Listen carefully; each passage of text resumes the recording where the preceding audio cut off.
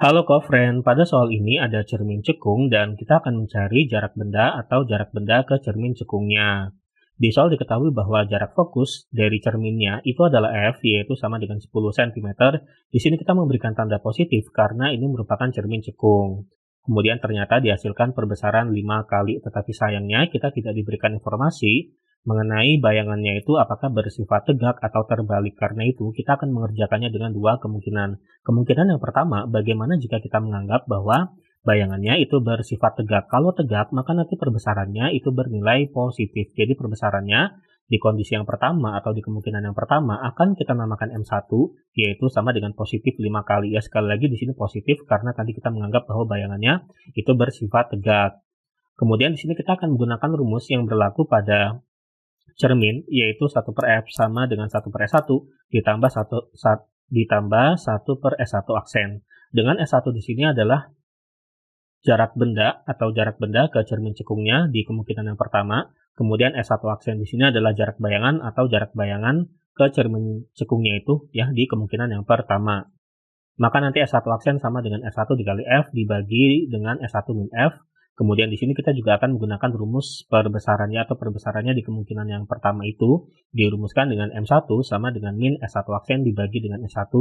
Kemudian seandainya yang S1 aksen ini kita masukkan ke sini, maka nanti didapatkan rumus perbesarannya itu menjadi M1 sama dengan F per F min S1.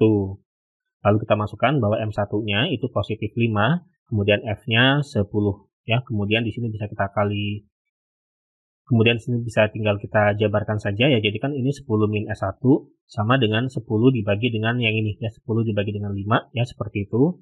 Jadi kan 10 dibagi 5 itu kan hasilnya 2. Nah, 2-nya kita pindahkan ke ruas kiri jadi min 2. Kemudian min S1-nya kita pindahkan ke ruas kanan jadi positif S1. 10 dikurangi 2 hasilnya itu adalah 8 cm. Ini adalah S1-nya, ya ini adalah jarak bendanya. Jadi jarak bendanya itu adalah 8 cm dan di sini kita mendapatkan hasil yang positif, itu berarti bendanya ini merupakan benda yang nyata berada di depan dari cermin cekungnya. Kemudian kita masuk ke kondisi yang kedua, yaitu ketika kita menganggap bahwa bayangannya bersifat terbalik ya. Maka nanti kalau bersifat terbalik itu berarti nanti perbesarannya bertanda negatif ya. Perbesarannya di kondisi yang kedua akan kita namakan M2 ya. Maka dengan menggunakan rumus yang sama dengan ini ya, maka nanti M2 atau perbesarannya di kemungkinan yang kedua dirumuskan dengan M2 sama dengan F per F min S2, dengan S2 di sini adalah jarak benda di kemungkinan yang kedua. Kemudian kita masukkan di sini perbesarannya ini adalah min 5 ya. Jadi M2-nya atau perbesarannya di kondisi yang kedua itu adalah min 5. Sekali lagi di sini kita memberikan tanda negatif karena tadi kita menganggap bahwa bayangannya bersifat terbalik ya. Kemudian kita masukkan F-nya 10, S2-nya ini adalah jarak bendanya di kondisi yang kedua yang akan kita cari.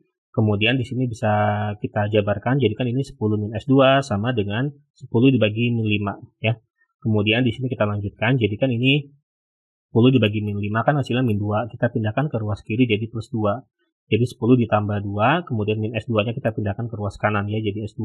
Maka S2 sama dengan 10 ditambah 2 hasilnya 12 cm. Nah, ini adalah jarak bendanya di kondisi yang kedua ya. Jadi sebenarnya di sini jawabannya ada dua, yaitu bisa 8 cm, bisa 12 cm ya. Dan di sini kita mendapatkan hasil yang positif pada S2 yang menandakan bahwa bayangannya ini bayangan yang nyata berada di depan dari cermin cekungnya ya, seperti itu. Jadi jawabannya ada dua, bisa 8 cm juga 12 cm ya untuk jarak bendanya. Oke, nilai jawabannya, sampai jumpa di pertanyaan berikutnya.